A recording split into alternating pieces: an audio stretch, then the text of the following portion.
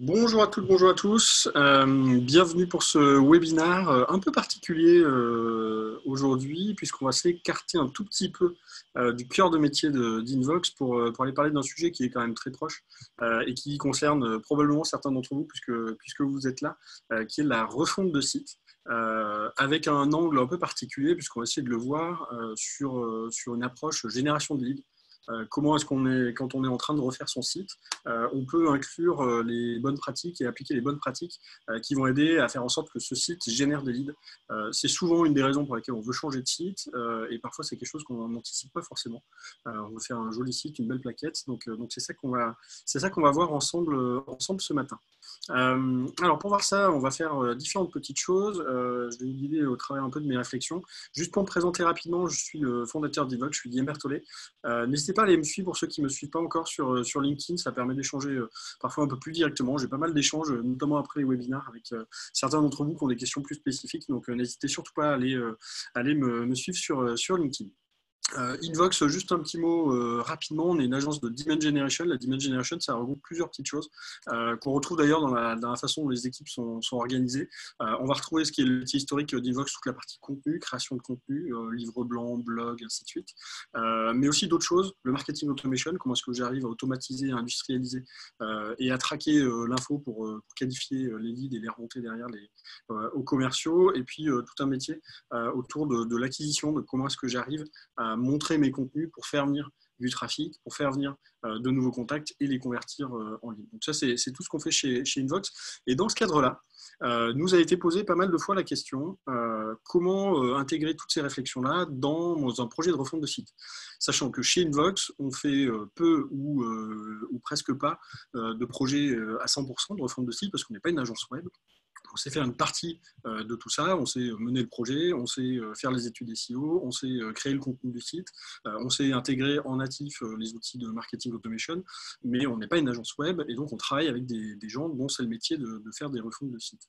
Par contre, on est beaucoup sollicité sur cette question assez précise qui est de dire je veux changer mon site parce qu'aujourd'hui c'est une plaquette, c'est un catalogue, mais c'est pas un outil marketing de génération de leads. Et donc qu'est-ce qu'il faut que je fasse et comment je peux le faire bien dans un cadre de projet de refonte de site.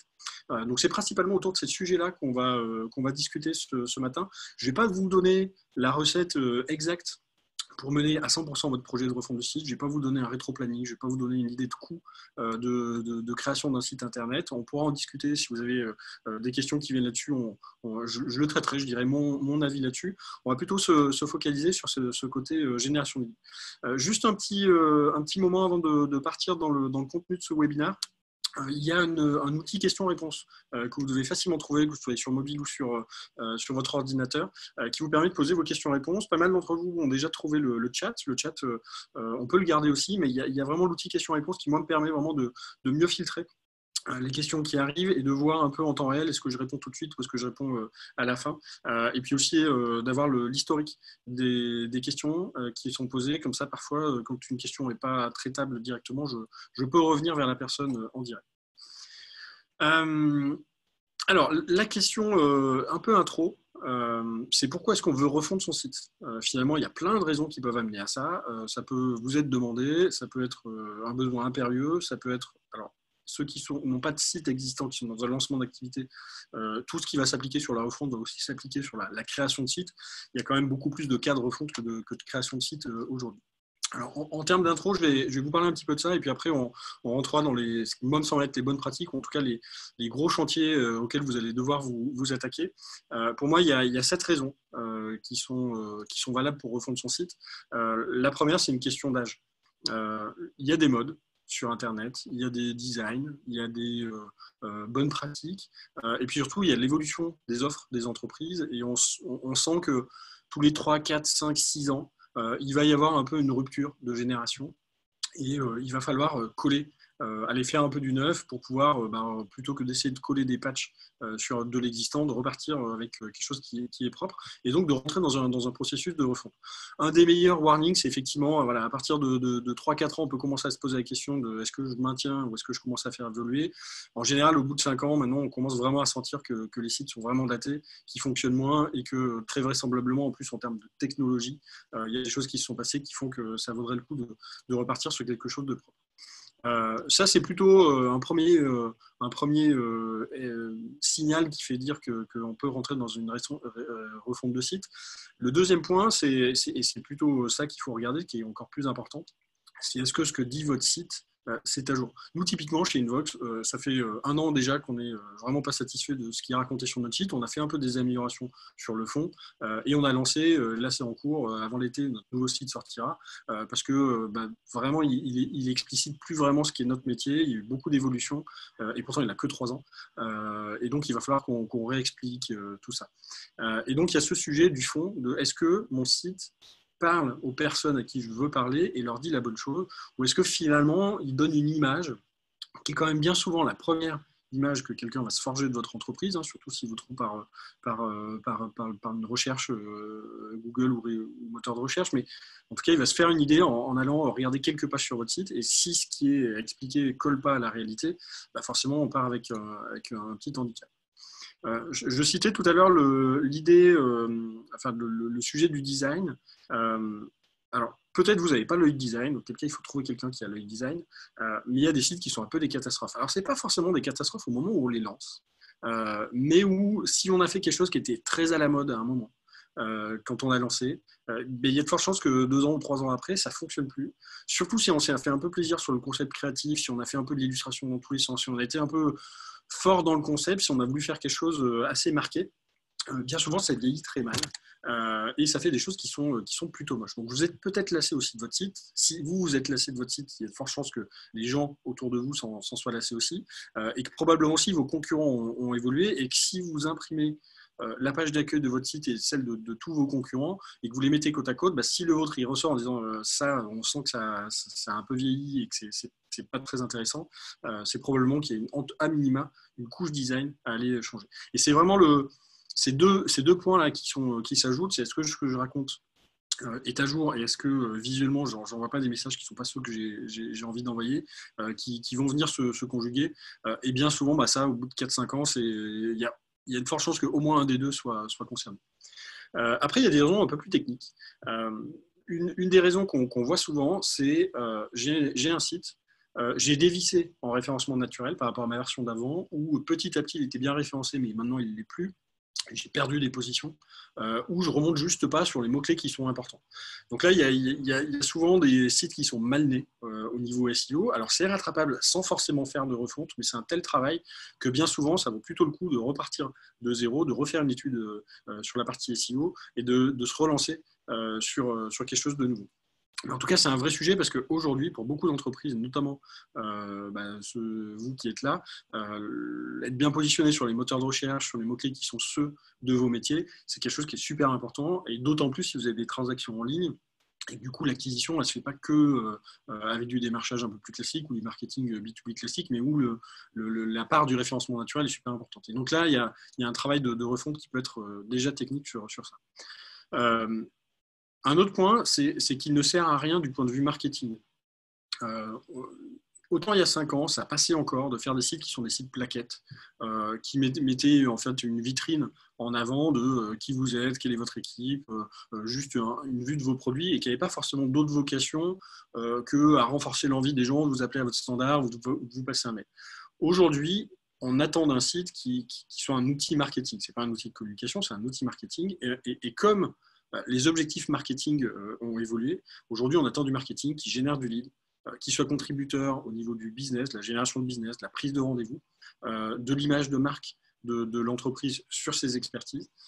Et bien finalement, il faut qu'aujourd'hui, il y ait une adéquation entre la feuille de route que vous avez, les grands objectifs de votre positionnement marketing et les indicateurs qu'on attend de votre performance et le site. S'il y a une inadéquation, c'est que forcément, le site que vous avez aujourd'hui n'est pas l'outil qui répond à vos objectifs. Et donc, il faut reprendre ces choses-là dans le cadre d'un nouveau site. Et puis, quelque chose qu'on voit aussi souvent, quand il y a eu un peu de turnover dans les équipes, c'est qu'il y a un site qui était en place, on l'avait fait par une agence, ou par quelqu'un en interne, ou par un freelance. On était parti peut-être sur une techno qui aujourd'hui est plus trop à jour. On ne sait plus trop le faire évoluer. On a collé un peu des patchs petit à petit. Donc, on n'a pas eu une approche technique très propre et très durable. Et donc, il a fallu à un moment qu'on se dise, en fait, ça devient trop compliqué de porter ce truc-là. Il y a une dette trop longue, trop lourde à porter sur la partie technique. Et ça vaut le coup de faire table rase et de remettre tout ça à jour. Et puis, pour des raisons parfois juste RH, qui s'entendent dans les entreprises, parfois le premier chantier qu'un nouveau directeur marketing va vouloir lancer, ça peut être la remise à plat du site. Parce que c'est un gros chantier, donc on a un peu une wildcard, une carte blanche au démarrage de son travail pour se dire, OK, je vais lancer ça, je vais relancer une réflexion en interne. Ça fait bien et ça fait du bien de le lancer. Souvent, c'est pour une somme de raisons précédentes, mais ça peut être pour donner un nouveau tempo, pour mettre votre empreinte sur la façon dont vous voulez voir le marketing, pour mobiliser les équipes, pour donner un objectif commun à l'ensemble de l'entreprise, et ça peut être quelque chose qui est pas mal, et notamment dans les temps qu'on rencontre en ce moment, c'est aussi des chantiers qui sont assez mobilisateurs et qui peuvent redonner un souffle aussi au niveau de la visibilité de l'entreprise sur son marché. Donc pour l'ensemble de toutes ces choses-là, vous êtes peut-être en phase de refonte de votre site en 2020. Alors, si vous commencez tout juste, vous avez encore une chance que ce soit un projet 2020 et que ça ne s'étale pas sur 2021. En gros, ce qu'on remarque, alors pas dans les grosses entreprises où ça peut être plus long, mais en gros, il faut réussir à tasser le projet de refonte quelque part entre 4 et 6 mois pour garder un tempo et pour que ça fonctionne bien. Alors, je regarde juste s'il y a des questions qui sont arrivées. N'oubliez pas au fur et à mesure de ce que je vais présenter, de poser vos questions directement. J'essaierai d'y répondre. Alors, si vous êtes dans un projet de refonte, on va essayer de voir un petit peu qu'est-ce qu'on peut attendre aujourd'hui de votre site, à quoi est-ce qu'il peut servir et surtout dans quel contexte on est. Alors, le contexte marketing qu'on a aujourd'hui, c'est celui d'un funnel de conversion. Alors, je ne vais pas vous faire un cours sur le funnel, le pipe ou ces choses-là, mais en tout cas, là où vous en êtes, c'est en gros, vous avez un tunnel marketing-vente. C'est une approche B2B, mais qui fonctionne aussi en B2C avec des cycles beaucoup plus courts. Mais en gros, le boulot du marketing, de plus en plus, c'est de générer des leads. Et que ce lead, ils vont être dans différents niveaux de maturation, et notamment ce niveau qui souvent est important, c'est une masse de leads que vous avez dans votre base de données. Souvent, vous avez l'email, nom, prénom, pas forcément beaucoup plus d'informations. Il faut les évangéliser pour les amener un petit peu plus loin. Et puis, il y a tous les visiteurs qu'il faut réussir à capter, qui sont importants. Et le boulot du marketing, c'est ici d'arriver à faire vivre les différentes étapes du cycle de vente, du cycle marketing-vente, qui est éduquer mon marché, c'est la fameuse awareness dans le langage inbound marketing. Puis ensuite, la considération, c'est quelqu'un qui a conscience qu'il doit faire affaire avec vous, qu'il doit trouver un prestataire de service ou acheter un produit. Il recherche une solution, puis une phase de décision, et puis après, tout ce qui est fidélisation, &co. Et finalement, votre site aujourd'hui, il doit être un support un peu pour ces différentes étapes-là. Donc, il y a un bon travail à faire, de vous dire, est-ce que mon site actuel ou ce que je suis en train de projeter sur mon site futur, est-ce qu'il répond à ces différentes phases-là? Est-ce que chaque personne va retrouver sur mon site de quoi nourrir sa réflexion dans son état de maturité? Et idéalement, ça pour chacun des personas que vous allez pouvoir adresser. Alors, votre site, forcément, les gens vont arriver dessus par différents canaux. Et votre site doit être aussi penser en fonction de ça, parce que les trajectoires de navigation ne sont pas toujours les mêmes, et on ne peut pas essayer de faire venir tout le monde sur sa homepage, sur sa page d'accueil, parce qu'on va sinon tirer la performance vers le bas. Donc c'est intéressant aussi, au moment de votre refonte, de vous dire par où vont arriver les gens, comment est-ce que je vais les attirer, sur quoi je vais les attirer, et on va avoir les deux grands mondes qui vont se suivre ici. On va avoir toute la partie inbound. Alors, inbound organique ou inbound boosté. Inbound organique, c'est vraiment tout ce qui est purement naturel, le SEO, référencement naturel, la présence sur les réseaux sociaux, éventuellement tout ce que vous pouvez faire en advocacy avec vos collaborateurs qui vont parler sur leur propre réseau. Donc ça, c'est du trafic purement naturel. Et puis, il y a tout ce qui est inbound boosté. Inbound boosté, c'est je ne mets pas en avant mes offres commerciales, je mets en avant d'autres choses, souvent du contenu, mais sur des réseaux un peu à la performance. Donc, je vais dépenser de l'argent pour attirer du trafic qui n'est pas directement intentionniste. Je vais essayer d'aller m'intercaler un petit peu plus tôt, donc pas forcément des gens qui veulent acheter ce que j'ai à leur proposer, mais des gens qui sont en début de réflexion un petit peu plus tôt. Et puis, évidemment, il y a tout ce que vous faites déjà en outbound sur de l'achat sur vos prestats, sur vos produits, sur la prospection téléphonique, sur de l'événementiel, sur l'emailing avec de l'achat de base ou de la location de base, avec finalement toutes les mécaniques un peu de chasse classiques qui font qu'à un moment, il y a des gens qui aussi repassent sur votre site. Donc ça, c'est un peu votre cadre. Et dans ce cadre-là, votre site, évidemment, il doit parler à ces différents moments-là, mais on va avoir deux ou trois moments vraiment clés. On a évidemment le positionnement SEO, on a la conversion, une fois qu'on a des gens qui sont sur le site, est-ce que votre site arrive à convertir, à récupérer plus que 0,5 ou 1%, qui est un peu la base de la conversion, le chiffre de base de conversion. Donc ça, c'est aussi un travail intéressant à faire de votre côté, qui est de savoir, est-ce que je sais combien de leads je récupère sur 100 visiteurs qui arrivent sur mon site et quelle est la qualité de ces leads-là. Et puis la dernière chose, c'est que votre site, ça doit être un support pour aider à la priorisation de ces leads. Vous attirez du trafic, vous convertissez en contact. Pour l'instant, c'est des contacts, c'est des leads. Et puis derrière, vous allez avoir différentes étapes pour se dire, ces leads-là, ils sont vraiment plus intéressants. Et ce qu'ils ont fait sur le site ou ce qu'ils ont consommé comme contenu ou les actions qu'ils ont pu avoir avec moi tendent à me montrer que je peux les passer derrière à des commerciaux.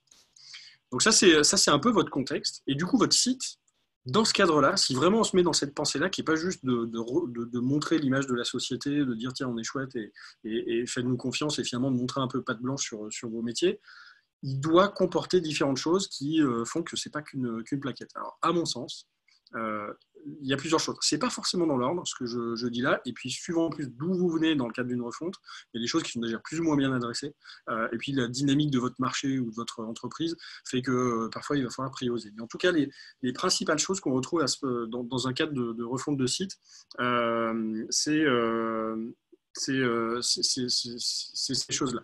La première chose, je regardais les questions au fur et à mesure. Antoine, je répondrai juste après. La première chose, c'est de se positionner sur les moteurs de recherche. Il faut absolument que votre site soit SEO friendly ou fait pour le SEO, fait pour le référencement naturel. Ça passe par différentes choses. On a notamment prochainement un webinaire sur le SEO où on détaillera pas mal de petites choses, notamment liées à ce qu'on peut faire sur la structure d'un site, mais il faut que le site soit fait pour se positionner dans les moteurs de recherche. Vous pouvez choisir de passer juste par une agence purement SEO qui va vous faire une reco dans ce sens-là. Vous pouvez l'internaliser, vous pouvez bosser avec votre agence web plus large qui peut intégrer cette partie-là. Vous pouvez travailler aussi avec votre agence inbound si vous avez une agence inbound. Vous pouvez internaliser. Il y a plein de façons de le faire, mais en tout cas, il y a un moment dans la réflexion sur le site où il faut passer par la case SEO. De se dire, est-ce que l'existant, si j'ai de l'existant, il fonctionne? Sur quoi est-ce qu'il fonctionne? Qu'est-ce qui fonctionne? Qu'est-ce qui ne fonctionne pas? Que font mes concurrents? Est-ce qu'ils sont bien positionnés et pourquoi ils sont bien positionnés? Et que ça se traduise derrière en confrontation avec ce que vous voulez raconter, ce que vous avez à dire et comment vous voulez le dire par des choses qui vont être efficaces. Le nombre de pages de votre site est important. Plus vous allez avoir de pages, plus vous allez pouvoir vous positionner sur des mots-clés différents. La qualité du contenu et la quantité de contenu au sein de chaque page et l'optimisation va être importante. La structuration technique du site de chacune des pages va être importante. L'arborescence va être importante, c'est-à-dire comment est-ce que je découpe et j'organise ça. Et puis derrière, la rapidité de chargement, le fait d'être affichage sur mobile, le fait de faire plaisir à Google dans ce qu'il aime bien dans un site va être important. Donc c'est un ensemble de choses, c'est un peu technique parfois, c'est souvent quand même beaucoup de bon sens, et puis derrière un peu d'exécution dans la création des pages, mais c'est un des premiers éléments importants. Le deuxième élément important, c'est la conversion. Évidemment, vous allez attirer du trafic sur votre site. Alors, il y a des sites qui marchent bien dès qu'il y a 500 visiteurs parce qu'on est sur des petits marchés ou sur des sujets très niches. D'autres où il faut beaucoup plus de visiteurs. En tout cas, il faut avoir un taux de conversion qui est assez important. On dit en général qu'il y a une personne sur 100 qui visite un site dont on récupère les informations. De fait, ça c'est quand on n'a pas vraiment optimisé les choses. Donc essayez de compter combien vous avez généré de leads là par exemple depuis le début de l'année et rapprochez ça du nombre de visiteurs. Vous aurez un taux de conversion en contact que vous allez pouvoir identifier. Si vous êtes en dessous de 1%, vous êtes plutôt pas bon sur ce que vous allez faire. Si vous êtes entre 1 et 2%, vous êtes dans la moyenne. Si vous êtes au-dessus de 2%, c'est que vous avez commencé à mettre en place les portes d'entrée qui sont intéressantes. Et c'est plutôt bien. Les meilleurs sites sur lesquels nous on a bossé ont monté quand même sur des taux de 5,5 ou 6%. Donc il y a matière à optimiser les choses. Alors, pour être efficace, on va voir tout à l'heure comment est-ce qu'on peut faire. Ça passe par différentes astuces. Mais en tout cas, il faut, dès la réflexion, dès le cahier des charges de votre site ou dès les premiers zonings, les mock-ups, les premiers designs, intégrer ce côté mécanique de génération de leads. Alors évidemment, c'est des humains qui vont passer sur votre site à terme. Il n'y a pas que Google qui nous intéresse. Et donc du coup, par rapport à votre business, il faut vous dire à qui je parle et est-ce que ces différentes personnes, je dois leur parler de manière différente? Est-ce que je dois leur réserver des parties dans le site qui sont dédiées à elles? Est-ce que je peux mixer la façon de parler à ces différents personas sur la même page? Comment j'adresse les différents niveaux de maturité? Et donc ça va commencer à vous donner un peu des infos sur comment je mets du contenu dans mon site et comment j'organise ce contenu pour guider la réflexion et demain comment éventuellement j'anime aussi ma base de données. On reverra ça tout à l'heure aussi, mais votre site, c'est une excellente source de qualification. En fait, ce que fait quelqu'un sur un site donne beaucoup d'infos sur dans quelle démarche il est et où il en est de sa réflexion. Et donc, il faut que votre site soit un peu organisé en fonction de ce que vous voulez prouver ou ce que vous voulez récupérer comme information. Quelque chose qui est intéressant, c'est qu'il y a encore quelques années, on avait ce concept de site qui était un peu la monopage très longue, où on avait toutes les parties là-dedans et où on avait un peu du mal à traquer qui regardait quoi. On a un peu rétro-pédalé par rapport à ça pour revenir sur des sites un peu plus complexes avec des navigations de page en page, en tout cas des navigations plus riches et moins monobloc, je scroll, parce qu'on a ce besoin de qualification. Pour beaucoup de business, il y a des pages qui sont de forts indices, voir des cas clients et quels cas clients sont regardés, aller voir une page pricing, aller voir une page contact. Ce sont des indices. Alors, ça peut être aussi des indices parfois négatifs. Si un visiteur va sur votre page, on recrute, probablement c'est quelqu'un qui n'est pas dans une démarche d'achat, mais qui est plutôt dans une démarche de postuler à une offre, en tout cas de recherche d'emploi. Et ça, c'est valable aussi pour les pages de contenu, parce que là encore, si je reviens juste sur le point du dessus, les contenus, on peut les orienter très fort sur un persona ou un niveau de maturité. Et donc ça va venir donner de la richesse à votre acquis. Alors évidemment, notre casquette contenu est jamais très loin. Évidemment, on pousse dans les cas qu'on accompagne, notamment sur la partie refonte, à intégrer le plus possible les contenus dans le site. Il y a eu une génération de sites où on essayait de différencier le site et les contenus, parce qu'on se disait si c'est du contenu qui est promotionnel ou qui est trop près d'une marque, même si le contenu est intéressant, ça va un peu le tirer vers le bas et les gens n'y prêteront pas forcément une forte attention. Aujourd'hui, on est vraiment dans comment est-ce que je peux compacter le plus possible et faire retrouver du contenu sur les pages offres ou présentations d'entreprise et inversement un lien vers de la conversion, vers de la page produit, vers de la feature, vers du listing produit ou du listing entreprise sur les contenus plus inbound ou plus pertinent et intéressant, moins promotionnel là-dessus. Donc ça, c'est super important. Et le côté cas client prend de plus en plus d'importance sur un site pour aller montrer des gens qui sont déjà clients chez vous, tout simplement pour que la personne qui est dans son flux de navigation se dise, tiens, ça me parle, je comprends ce qu'ils me disent, je comprends que ça pourrait m'être utile et je comprends que je ne suis pas le premier. Il y a déjà des gens comme moi qui ont fait confiance et qui ont les mêmes problématiques et donc ça rassure beaucoup et ça joue sur la partie conversion. Et puis le site, c'est aussi, alors plus on va aller vers de la navigation riche, plus on va avoir de pages, il faut que les visiteurs comprennent de quoi vous parlez et comment c'est structuré. Il faut qu'ils trouvent l'information. Et sachant qu'en plus, tous les visiteurs ne passeront pas par votre page d'accueil. Alors, votre page d'accueil qui peut être pensée comme un hub qui renvoie vers différentes pages, il faut que votre navigation aille dans ça. Donc ça, pour moi, c'est les différents éléments qu'il faut maîtriser. Maintenant, on va zoomer un petit peu sur les différentes sections. Je vais juste revenir avant de basculer sur cette phase-là, sur une question d'Antoine qui demandait quel type de contenu on peut mettre en avant dans le cadre de l'inbound boosté. Donc, que ce soit Google Ads, mais que ce soit d'autres formats. LinkedIn Ads marche très bien. Du push mail peut aussi bien fonctionner. Souvent, on va être sur des contenus plutôt premium, plutôt de conversion, donc plutôt des contenus qu'on appelle le gated content, c'est-à-dire soumis à formulaire. Donc, tous les contenus qu'on va mettre derrière de la récupération de contacts, c'est des contenus qui peuvent être des bons candidats pour ça. Les webinaires peuvent être des bons candidats. On peut faire de la promotion de webinaire. Tout ce qui est téléchargement, si on est au bon niveau de maturité, il ne faut pas aller trop loin dans le funnel. Quoique on a vu des campagnes d'acquisition, enfin pas d'acquisition pour le coup, mais de re-acquisition de vieux contacts, de retargeting sur des choses assez poussées sur le niveau de maturité, pas loin des phases de closing. En général, on va plutôt être sur des choses Plutôt début de relation, on va essayer de parler à une audience assez large, donc on va aller sponsoriser des contenus sur lesquels on va faire de la conversion. On peut aussi parfois les sponsoriser, par exemple de l'infographie, qui peut être en accès libre, mais qui va nous permettre de driver pas mal de trafic, pas très cher. Souvent, l'acquisition est un peu moins chère, et qui nous permet d'ailleurs de faire du retargeting, ou en tout cas d'ouvrir les scores et de faire un peu de visibilité. Alors, les différents points que j'ai cités en préambule, et qui pour moi sont importants, et je vais commencer à vous donner quelques tips si vous êtes dans un moment de réflexion sur comment est-ce que je crée mon site, comment je le refonds. Le premier point pour moi, et c'est super structurant de commencer par ça d'ailleurs, quand vous allez prendre votre feuille blanche et vous dire bon, où est-ce qu'on va, c'est de commencer par l'arborescence et la navigation. L'arborescence, c'est le découpage de chacune des pages. Et la navigation, c'est comment est-ce qu'on va passer d'une page à l'autre et comment est-ce que je vais offrir des flux finalement, de lecture de mon contenu sur mon site qui sont intéressants. Et là, on s'adresse à deux publics, les humains et Google, et il faut que chacun trouve son chemin là-dedans. Alors, je vous ai dit tout à l'heure qu'on était en pleine refonte de notre site internet.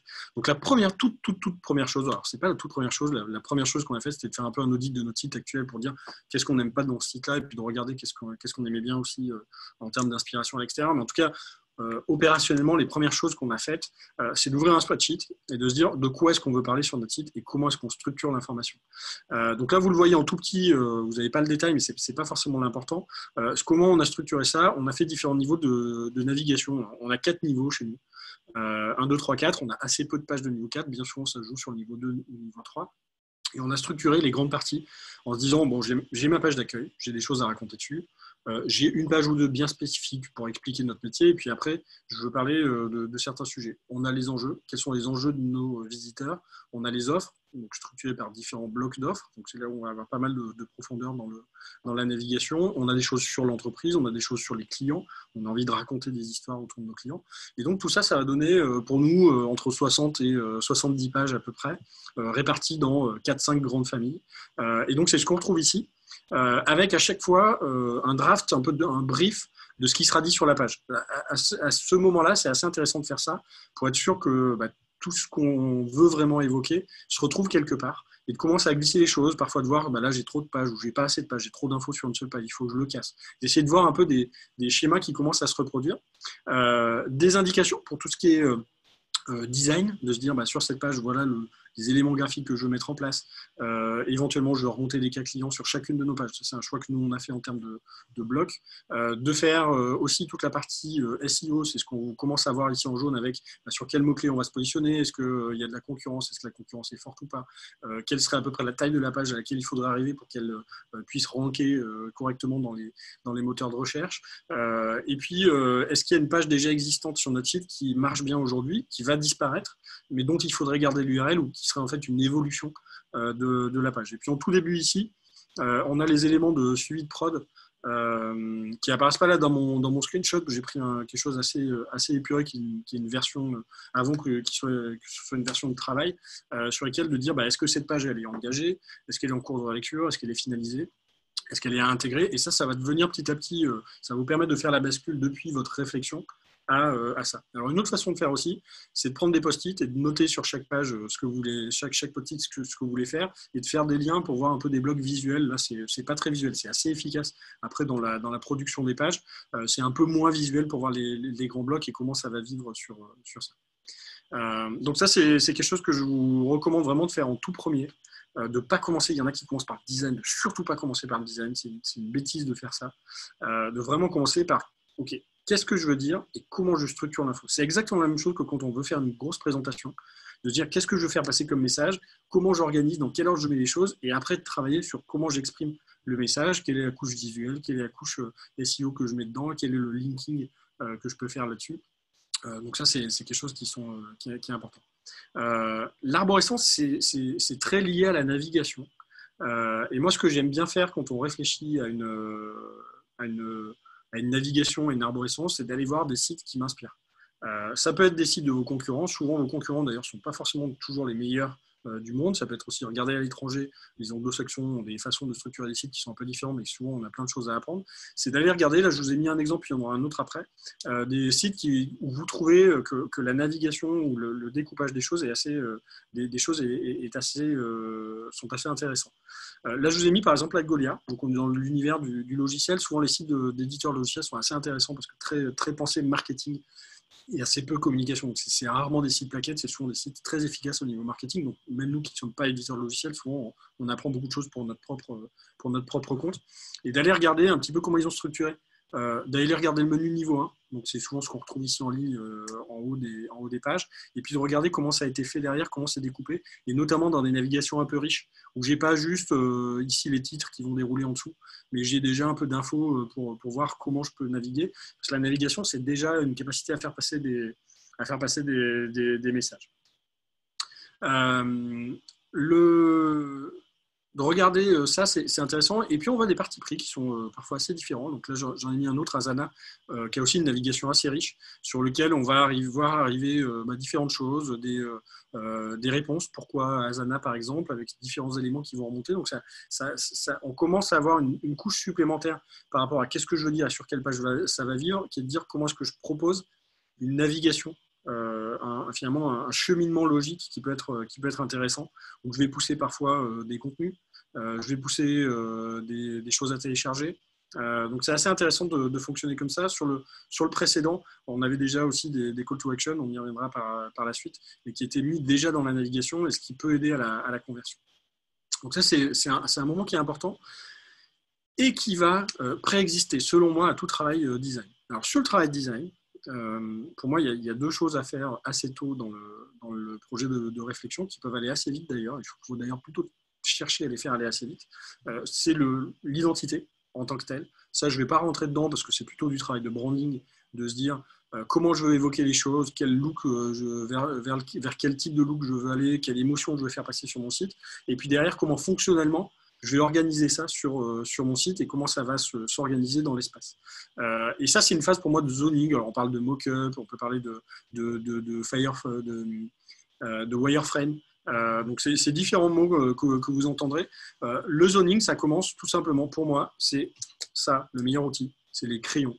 C'est mes crayons là, que vous voyez, c'est de prendre des feuilles et de jouer avec. Alors là, vous voyez deux choses que j'ai faites sur le site Invox, sur lequel on est en train de travailler. C'est les mock-ups des grands titres de pages. Comme vous avez votre arborescence, et comme vous avez fait un travail de brief en disant sur chaque page, qu'est-ce que je veux mettre, qu'est-ce que je retrouve sur un ensemble de pages aussi, typiquement sur toutes mes pages offres, je veux retrouver des verbatim clients, je veux retrouver quelques cas clients, je veux retrouver un pointage vers la ressource premium ou à télécharger la plus en lien avec le sujet. Donc en fait, j'ai des blocs et je vais travailler ici comme ça par grands morceaux. Et donc je le fais sur les pages et je le fais aussi sur les navigations parce que c'est vachement important d'avoir en tête assez vite la navigation. Et pour moi, c'est ça qui derrière va permettre de rentrer dans un outil. On peut utiliser différents outils. Pour ça, on peut utiliser du sketch, différents éléments de wireframing, du balsamique, plein d'autres qui sont utilisés. Le principal, c'est pas tellement d'outils. C'est vraiment de se dire qu'est-ce que je veux faire, comment je structure mes pages, et ensuite de pouvoir voir évoluer ça vers des intentions graphiques. Et c'est bien dans ce sens-là qu'il faut faire. Il ne faut pas partir finalement de templates que vous allez trouver ou de sites où vous dites tiens, ça c'est génial, je vais coller mes couleurs. Il faut vraiment se forcer à dire qu'est-ce que je veux raconter, comment les blocs doivent s'enchaîner pour faire bien passer mon message et comment derrière, du coup, maintenant que je mets une couche graphique, comment ça peut vivre. Et ça ne s'arrête pas une fois qu'on a lancé ce travail-là. Je vous montre aussi ça parce que souvent c'est oublié, souvent c'est fait en détachement. Souvent nous on arrive un peu tard après la bataille quand les projets de site sont déjà partis, voire sont déjà lancés. La migration a lieu, on nous dit maintenant j'aimerais coller du contenu par-dessus. Il faut aussi penser sa charte graphique de contenu à ce moment-là. Ces zonings, ils peuvent aussi servir à poser les bases pour la partie contenu. Là, je vous montre un exemple de travail qui a été fait sur des chartes de contenu. C'est un bon moment pour le faire en même temps. Je regarde juste les questions. N'oubliez pas de continuer à les poser en temps réel. Pour l'instant, il n'y en a pas beaucoup. Alors, j'ai ce que je veux dire. Je commence à voir comment je veux l'organiser sur les différentes pages. Maintenant, il va falloir venir peupler les pages. Et donc, on va rentrer dans le moment douloureux, pas rigolo, de la rédaction des textes du site.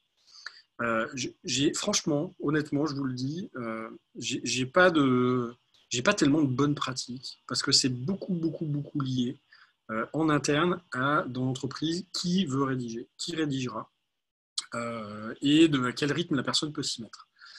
C'est très difficile de faire rédiger entièrement son site par quelqu'un d'autre. Il y a forcément un moment une part d'ADN qui est portée, une part de personnalité qui est portée, une envie parfois qui n'est pas très saine, hein, parfois aussi des fondateurs ou des patrons de la boîte, de gérer ce truc-là, parce qu'ils ont envie de faire passer leur message, ils ont leur façon de le faire. Et puis les opérations de création de textes qui derrière, quand on a 50, 60, 70 pages, parfois avec 500 mots, 800 mots, 1000 mots, par page, ça fait un énorme volume à créer et on n'est pas dans un article de blog où finalement on le poste, si c'est pas parfait, c'est pas très grave parce que ça va pas forcément durer. Il y aura d'autres articles qui vont arriver, même s'il faut que ce soit bien fait. Là, on est vraiment sur l'expression de ce qu'on veut dire. C'est un peu on exprime sa personnalité, sa moelle, sa moelle. Donc souvent, il y a beaucoup de frictions sur cette phase-là. Les principales qu'on retrouve, les principales frictions, ça va être qui écrit. Donc il y a une première étape qui est de désigner qui sera rédacteur ou qui seront les rédacteurs du site. Ça peut être fait par partie. On peut impliquer, si on est dans une boîte un peu structurée, la RH pour parler de l'entreprise ou la com, et puis les métiers, les commerciaux, les techniciens pour la partie offre, le marketing pour construire le discours là-dessus. Mais en tout cas, il faut trouver une gouvernance là-dessus. Et c'est là où on peut se poser la question qui est tout en bas sur ce slide, est-ce que je me fais aider et si oui, comment? Nous, le parti pris qu'on a maintenant de plus en plus sur la création de contenu et la question de Céline sur est-ce qu'il ne faut pas une charte éditoriale en amont? Oui, c'est bien d'avoir une charte éditoriale en amont, effectivement, sur ça. Ça peut être bien de se faire aider. Ça peut être bien de se faire aider sur la rédaction parce que souvent, on va manquer de recul dans une entreprise. On va se prendre le chou pour dire quels termes je dois utiliser pour structurer les pages et parfois d'avoir quelqu'un qui a un peu de recul, qui n'est pas le nez dans le guidon sur la connaissance métier ou l'expertise, ça va permettre d'aller trouver le bon niveau de langage, d'enlever ce qui est trop pointu ou ce qui passe mal dans le discours, de faire tout le travail d'optimisation marketing. Une fois que j'ai le fond, parfois il faut rendre le truc sexy, d'homogénéiser les choses si j'ai plusieurs personnes qui vont rédiger. Donc, il faut trouver une gouvernance. Il ne faut pas hésiter à prendre un coach en écriture parce que souvent, c'est ce qu'il faut pour venir finalement mettre le tempo, dire si c'est bien ou pas ce qu'on a fait. C'est très compliqué sur un premier jet de dire ce que j'ai mis, est-ce que ça fonctionne, est-ce que ça ne fonctionne pas. Et éventuellement, d'aller prendre quelques-uns de ses clients préférés qui sont proches de vous pour leur faire relire. Prendre aussi des gens qui ne connaissent pas trop votre business pour qu'ils aient un œil. Donc, c'est rarement quelque chose à faire tout seul, un peu en vase clos. Et donc, il faut trouver cette gouvernance. Il y a la question de la couche SEO, qui est une couche technique, qui doit être prise en compte assez tôt dans le début, parce que si on rédige tout et qu'après, il faut vraiment tout casser pour refaire du SEO, c'est un peu dommage. Qui doit être prise en compte dans la structuration des pages, parce que la structuration des titres, notamment des blocs, va avoir un gros impact sur le fonctionnement du SEO. Mais pour autant, derrière, il y a aussi une couche de réécriture ou d'optimisation SEO. Et donc, ça aussi, il faut avoir dans son flux de production, anticiper ça, parce qu'on peut vite rajouter 15 jours, 3 semaines juste d'optimisation là-dessus. Donc, si on a des deadlines de mise en ligne, c'est quelque chose qu'il faut qu'on arrive à travailler. Donc, il y a cette question du rythme. Est-ce que je me donne finalement, je me dis, j'ai identifié mes pages, maintenant je me prends une semaine, j'ai écrit toutes mes pages et après j'ai d'autres personnes qui vont optimiser, je fais une dernière repasse et je publie. Est-ce que j'ai besoin de temps plus long? Est-ce que je découpe par morceaux? Est-ce que je fais en parallèle avec différentes personnes qui vont rédiger? Tout ça, c'est des questions qu'il faut se poser et honnêtement, je n'ai pas de réponse parfaite qui marche dans tous les cas.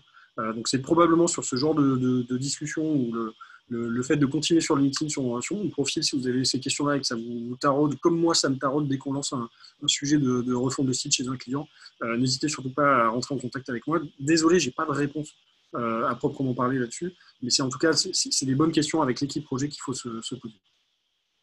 Alors un sujet plus simple, qui n'est pas oublié, mais un sujet un petit peu plus simple, c'est la partie call to action. On a dit en entame, et souvent, c'est ce qui va amener le projet de refonte de site, c'est de dire, j'ai un site, c'est plutôt un site vitrine, il ne convertit pas, il ne met pas à générer des leads. Donc, ma génération de leads, elle se fait ailleurs que sur mon site aujourd'hui ou sur des bouts de sites que j'ai rajoutés. mais ce n'est pas intégré directement dans mon site, dans les pages principales de mon site, donc je perds de l'efficacité. Et donc c'est là où je suis à du 0,5%, du 1% de conversion, et je ne suis pas du 2, du 3, du 4%, ce qui peut faire un vrai gros changement en termes de perf sur le business au final. Et donc les call to action, c'est quelque chose qui est important. À penser dès le départ, c'est quelque chose, dès les zonings, qu'on peut imaginer, c'est des choses qui vont se retrouver. Alors, les call to action, le cœur du call to action, c'est un bouton. C'est un bouton d'action. C'est un appel à l'action. Nous, chez Invox, on a fait le choix de gérer tous nos call to action sur notre site, sur HubSpot, qui permet de le faire, sur HubSpot Marketing. Et donc, vous voyez là, il y en a 10 par page. On a, je crois, un peu plus de 24 pages qui existent de boutons. Donc, on a 250 boutons différents qu'on a testés. Il y en a qui sont plus en usage, il y en a qui sont utilisés à différents endroits du site, d'autres à un seul endroit spécifique. On a fait du A/B testing. C'est super important que vous monitoriez pas seulement un truc global dans votre fonte de site, de dire, voilà, je sais que sur 4000 visites, j'ai fait 40 leads, donc je suis à 1%. Mais que vous soyez en capacité de savoir page par page quelles sont les pages qui permettent de convertir, quels sont les boutons qui marchent mieux, est-ce qu'en allant changer la place, la taille, la couleur, le libellé du bouton, j'arrive à optimiser la performance. Ce que l'on retrouve ici, par exemple, où on a en taux de clic et derrière on arrive à l'avoir en taux de conversion, on peut avoir des résultats très différents sur des pages. Ici, on est à 5% de conversion, là où ici on est à 8%, ici on est à 22%, alors avec des volumes qui sont plus faibles, et on arrive à retrouver comme ça des choses qui sont plus ou moins performantes, et ça permet d'apprendre des choses. Déjà de penser en système dès le départ, c'est quelque chose qui est intéressant, et puis derrière, sur son site, quand on est notamment au niveau des zonings, et puis derrière au niveau de l'exécution, de se dire, c'est quoi les différentes façons que je vais avoir de capter. Alors, il y a évidemment tous les contacts, contact form, prenez contact avec nous en bas de page, les choses un peu classiques sur la homepage, en savoir plus avec le formulaire qui va bien. Il y a aussi plein de choses qui sont liées, notamment avec du contenu derrière, et qui peuvent fonctionner. Il y a tout ce qui est au scroll, c'est-à-dire je commence à scroller dans la page et à un moment j'ai un truc qui sort, j'ai un bouton qui sort, donc qu'est-ce que je pousse sur ces choses-là? Est-ce que je pousse de la prise de contact? Est-ce que je pousse une proposition de démo? Est-ce que je propose un téléchargement de prix? Est-ce que je fais remonter un chat aussi éventuellement? Donc il y a ce côté au scroll, qu'est-ce qui se passe? Il y a ce qu'on appelle l'exit intent, c'est l'intention de sortie de page. Donc typiquement là je vous ai fait un petit screenshot sur notre site. Quand on navigue, ma flèche va sortir, je vais retourner pour aller cliquer sur le bouton précédent dans ma barre de navigation. En fait je vais avoir un petit ce qu'on appelle un overlay ou une pop-in qui va sortir, qui va me proposer l'inscription à ma newsletter. Cette action-là, chez nous, ça génère 0,7% de conversion. Juste ce call to action, en plus des autres. Donc celui-là, il génère 0,7%. Celui-là, on est de mémoire à 0,45%. Dans celui qui monte, alors pas sur toutes les pages, mais sur les pages où celui-là sort, on a 0,45. Donc en fait, quand on va commencer à additionner, les gens qui n'auraient pas cliqué sur autre chose à ce moment-là, ils vont voir ressortir ça. On a le splash screen, alors qui lui va couvrir l'ensemble de l'écran. C'est un peu invasif, mais parfois ça fonctionne bien. Alors on peut le mettre en intention de sortie. On peut le mettre aussi après X moments de navigation, après X pages. Vous pouvez gérer ces intentions-là. C'est quelque chose qui est pas mal. Et puis évidemment, vous avez différents call to action directement dans le flux des pages. Ça peut être, alors ici c'est un exemple sur un article de blog. On peut avoir plusieurs call to action contextualisés. On peut en avoir qui sont très liés à du commercial. Nous, sur notre prochain site, on est en train de penser à mettre le visage des bons interlocuteurs sur tel ou tel sujet pour prendre des rendez-vous directement. Et en fait, ça va être la somme de tous ces call to action qui va faire que vous allez bien convertir. Quand on fait 7% de conversion sur un site versus un site où on fait 1%, c'est souvent qu'on a beaucoup plus de call to action différents qui sont mis en place. Ce n'est pas qu'une question d'optimisation, c'est pas juste, j'ai juste laissé les choses telles quelles, j'ai changé la couleur, le positionnement et finalement ça convertit mieux. Et évidemment, si j'arrive à doubler mon efficacité parce que je mets les bons ingrédients, c'est intéressant. Mais ça, c'est super important, c'est de bien penser en amont. Ok, quelqu'un qui est sur mon site, qu'est-ce qui peut lui donner envie de prendre contact avec moi, de me laisser ses coordonnées et finalement moi de le qualifier et de le convertir. Et ça se pense encore une fois avec votre agence web. Si vous sentez que dans les premières propositions, votre agence web, oui, c'est joli, oui, ça véhicule bien le message, mais ça ne va pas être performant du point de vue de la conversion, prenez juste le temps de challenger ça, de vous dire est-ce que j'ai une barre en haut, j'ai une barre en bas, j'ai des choses qui arrivent, j'ai un bloc que je vais pouvoir utiliser quand je le voudrais sur des créations de nouvelles pages pour pouvoir aller jouer sur cette partie de conversion. Un autre sujet qui est important, on n'a pas parlé beaucoup de marketing automation. Encore une fois, je vois qu'il y a une question sur le replay. Tous les webinaires sont évidemment en replay et vous retrouvez aussi les slides. Donc ça, vous retrouvez soit un petit message qui est poussé, alors on ne le fait pas directement tout de suite derrière les webinaires, mais en tout cas, vous pourrez revenir dessus. Mais donc vous pourrez aller voir, je parlais du marketing automation pour aller voir, on fait un zoom pas mal sur les bonnes pratiques de marketing automation et les différentes plateformes. Mais le marketing automation est super important dans cette étape-là. Et donc, il faut réussir à penser votre site par rapport à ce que vous allez faire en marketing automation. Donc, idéalement, si vous n'avez pas encore de marketing automation, mais que vous l'avez en chantier, la refonte de site et la mise en place de l'automation se font en même temps pour justement pouvoir penser en amont ce dont on va avoir besoin sur la partie marketing automation. Et de quoi on a besoin? Souvent, on a besoin de pages qui soient bien structurées. Donc, on revient à l'arborescence, on a besoin de raconter des histoires. Typiquement, sur le site Invox, la structuration de notre site est impactée par ce qu'on veut récupérer comme information sur le marketing automation. En termes de cas clients, on a beaucoup structuré les cas clients pour pouvoir recomposer quand quelqu'un passe sur la partie cas client, dans quelle industrie il est, quels sont les types de prestations qui l'intéressent, parce que derrière, on va avoir du push qui va se faire avec un peu des parcours spécifiques en fonction de ça.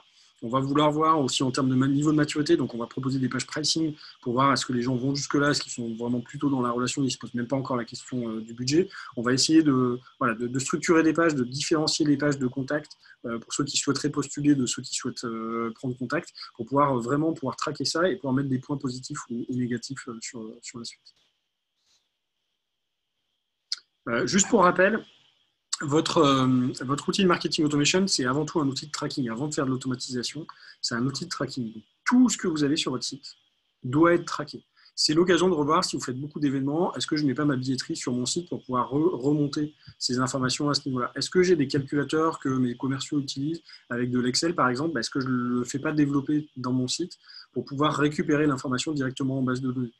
J'ai des vidéos, est-ce que c'est pas plus malin d'avoir des pages sur lesquelles je vais aller mettre mes vidéos YouTube et de m'émuler une galerie vidéo plutôt que d'avoir l'information chez YouTube que je ne vais pas pouvoir récupérer? Et donc, bien penser son site aussi d'un point de vue marketing automation, c'est penser son site par rapport à ça, par rapport à ce besoin de tracking et par rapport à ce besoin de dire je vais traquer tout le monde, tout mon trafic va être traqué, donc je sais exactement qui a vu quoi, et qu'à un moment, je dois relier ça avec mes fiches de lead pour pouvoir les qualifier, les scorer, les profiler et avoir des actions dessus. Il y a la question du contenu.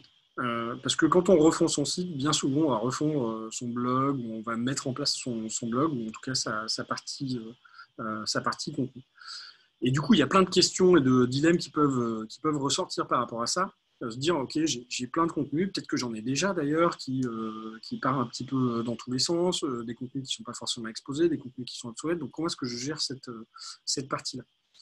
Déjà, il faut que vous arrêtiez un peu une philosophie de comment est-ce que vous voulez diffuser votre contenu. Je vous ai mis un petit peu là l'évolution classique de ce qu'on a vu sur ces dernières années, où on est venu du monde du blog, où on avait des choses qui étaient très classées par date, à un monde du magazine web, où on avait quand même une couche un peu plus média, un peu plus quali, un peu plus travaillée, avec un peu de branding autour de ça, parfois même très fort. Puis des resource centers où on a commencé à travailler avec déjà ici des inclusions un petit peu plus que ce qu'on avait dans une partie purement magazine qui était un blog amélioré, avec de la conversion, avec de l'engagement, avec des choses à aller tester. Ici, on a un outil calculateur, de ROI, on a des choses qui sont mises en avant, à maintenant vraiment une réflexion en termes de hub de contenu et un renvoi entre le site et le contenu. Donc ça, vous devez un peu arrêter votre envie par rapport à ça, de se dire est-ce que je détache vraiment mon contenu, je le fais sur un branding à part, est-ce que je le colle le plus possible sur mon site et comment est-ce que ça va vivre sur mon site. Donc ça, il y a un peu du parti pris à avoir sur cette partie-là.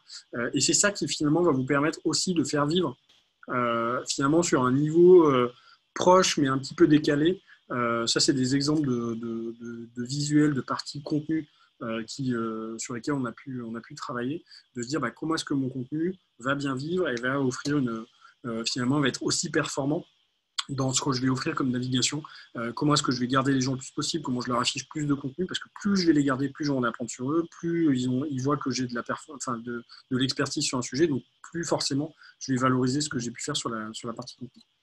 Je jette un petit coup d'œil Question de Florian sur les CTA, sur la gestion du timing d'affichage des CTA. Alors sur tout ce qui va être dynamique, qui n'est pas juste un bouton dans une page. Effectivement, alors il y a des bonnes pratiques sur le timing. Sur la sortie, l'exit intent, c'est en automatique, c'est dès que j'essaie de sortir, j'affiche. En général, sinon, on est plutôt entre 5 et 7 secondes, ce qu'on voit sur Skipo Popé. Sur de la visite, il ne faut pas le faire trop tôt, sinon c'est trop agressif. Il ne faut pas le faire trop tard non plus parce qu'on perd trop. Donc ça aussi, c'est à vous de juger. Par rapport aussi à la durée, sur certaines pages aussi, on peut le différencier page par page. Et c'est effectivement des choses qu'on peut gérer sur HubSpot. Et après, il y a d'autres choses qui permettent de le faire. Sumomi, qui est un additif WordPress, marche très bien là-dessus pour aller vraiment optimiser tout ce qui est optimisation des CTA et des choses comme tout ce qui est Ninja. Je vous retrouverai le nom, je vous partagerai le nom au moment du replay, qui sont des additifs souvent WordPress pour gérer cette partie-là. Voilà, ça répond un peu à la question aussi de Magali qui demandait des outils spécifiques pour gérer les CTA. Donc les CTA, il y a deux parties. Soit vous utilisez un outil marketing, Sumomi, Ninja Pop-up, ou HubSpot, ou des outils marketing automation qui l'intègrent. Soit vous allez le paramétrer directement dans votre CMS, donc dans l'outil qui sera utilisé, dans le framework qui sera utilisé pour créer votre site. Donc on parle souvent de Joomla, WordPress, le nom m'échappe, flûte, Drupal. Souvent, on va parler de ces frameworks-là et eux, ils peuvent avoir des extensions qui permettent de le faire ou on peut aller le développer directement. Il y a un peu un choix à faire sur cette partie. Et puis si je vous mentionnais aussi la partie LP, donc les parties landing page. Ça fait partie de votre site et en même temps, c'est un peu différent de votre site. Une landing page, c'est une page qui est optimisée pour la conversion, qui est en dehors de votre flux de navigation, qui n'est pas vraiment une page de contenu non plus, qui est une page sur laquelle souvent on a enlevé la navigation, il n'y a plus de lien pour sortir, c'est mono-sujet, c'est très rythmé sur rassuré avec un design qui est très clair, quelques bullet points, un petit peu de visuel si on doit accéder à du contenu ou si on doit montrer ce qui va se passer ensuite, et puis un formulaire si on est sur de la pure conversion. Typiquement, pour être ici dans ce webinaire, vous êtes tous passés par des landing pages HubSpot qu'on gère chez nous, qui sont nos pages d'inscription au webinaire. Donc vous aviez le contenu du webinaire, le formulaire pour s'inscrire. Essayez, dans le cadre de votre refonte de site, de remettre à plat cette partie landing page pour avoir, c'est super important du point de vue marketing d'avoir la main dessus. Il ne faut pas que vous dépendiez de l'IT, il ne faut pas que vous dépendiez d'un développeur, il ne faut pas que vous dépendiez de votre free, il ne faut pas que vous dépendiez de votre agence web pour pouvoir éditer des landing pages. Nous, on en édite parfois plusieurs fois par semaine des landing pages parce qu'on va tester des choses sur des offres, on veut rendre des choses spécifiques. Donc, c'est vachement important que vous mettiez dans votre cahier des charges ce côté LP parce que ça va avoir un énorme impact sur votre capacité à convertir correctement derrière. Voilà. Avant de laisser un peu la place à d'autres questions, je voulais juste vous passer une checklist. C'est peut-être pas mal ceux qui sont. Peut-être dites-moi dans le chat ceux qui êtes où vous en êtes de votre fonte. Si vous êtes en cours, si c'est bientôt, si c'est au début, pour quand vous visez la sortie, je trouve ça intéressant que vous me partagiez un petit peu ça.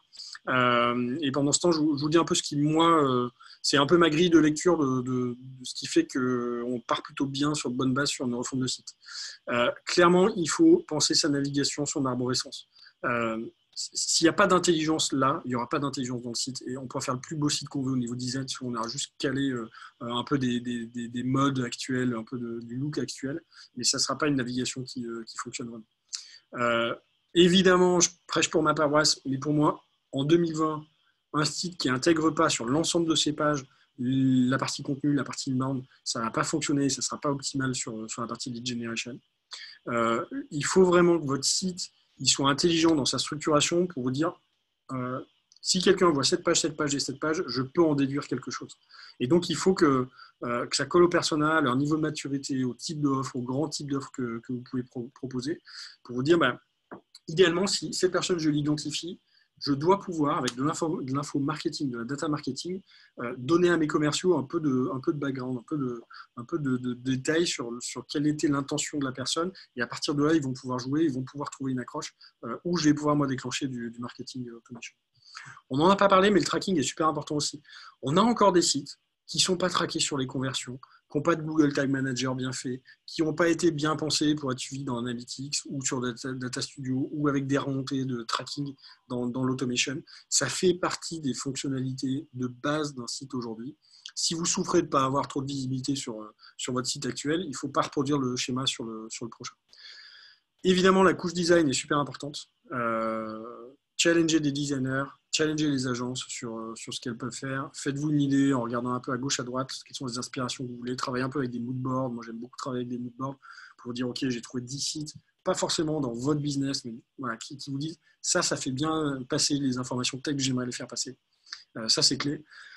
Ne détachez pas le sujet SEO, ne faites pas votre refonte de site en disant je ferai mes contenus SEO après.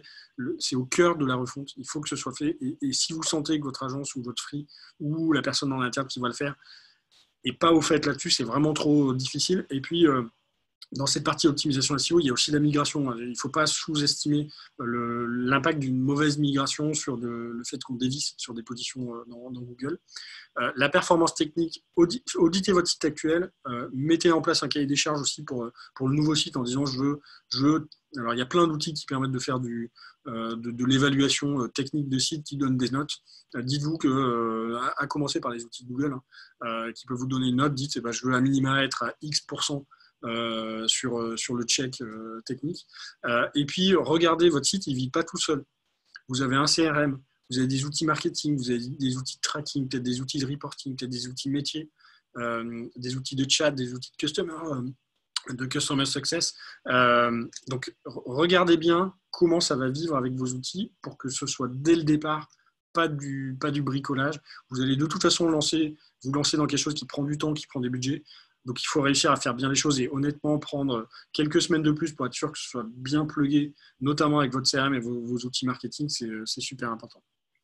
Alors, qu'est-ce qui se passe de votre côté? Alors, on a des gens qui ont bientôt fini. Il y a des cibles en juin. Il y a pas mal de gens qui souhaitent que ça sorte avant l'été. On a du 6-8 mois. On est encore au tout début du projet. Pas de cahier des charges.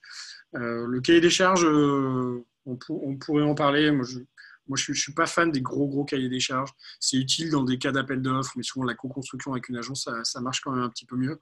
Pour moi, c'est arborescence, mock-up, et ce qu'on veut qu'il se passe au niveau fonctionnel sur la conversion et éventuellement intégration avec les outils. Pour moi, ça fait le cœur du cahier des charges.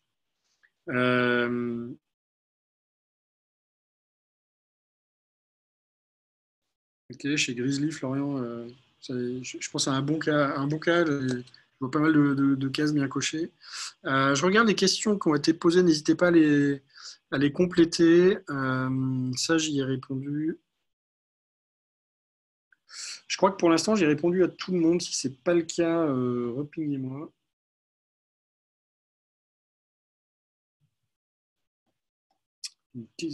Un point de Virginie qui nous dit « J'ai pas réussi à télécharger la checklist des webinaires, ça ne marchait pas. » Donc, était sur un webinaire précédent. Je vais regarder ce qui s'est passé. C'est bizarre parce que non, les landing pages fonctionnent bien là-dessus. Je l'avais testé, mais je l'ai retéléchargé moi pour faire le screenshot. Donc, ça a marché. Eh bien, parfait. J'ai pas d'autres questions qui remontent pour l'instant. Donc, je voulais vous remercier d'avoir été avec nous. Il y a pas mal de webinaires qui sont encore prévus. On va parler SEO, on va parler cas clients aussi, comment bien faire ces cas clients. Et puis, je vais mettre à jour aussi, puisqu'il y en aura des nouveaux qui vont arriver. N'hésitez pas à revenir vers moi sur LinkedIn pour me dire un peu si vous avez aimé ce webinaire, si ça vous a été utile, comment j'aurais pu l'améliorer. Et puis, si vous avez des idées de sujets que vous aimeriez que je traite, c'est le bon moment pour me parler. Donc, voilà. Merci à tous. À bientôt. Et puis on se retrouve très vite.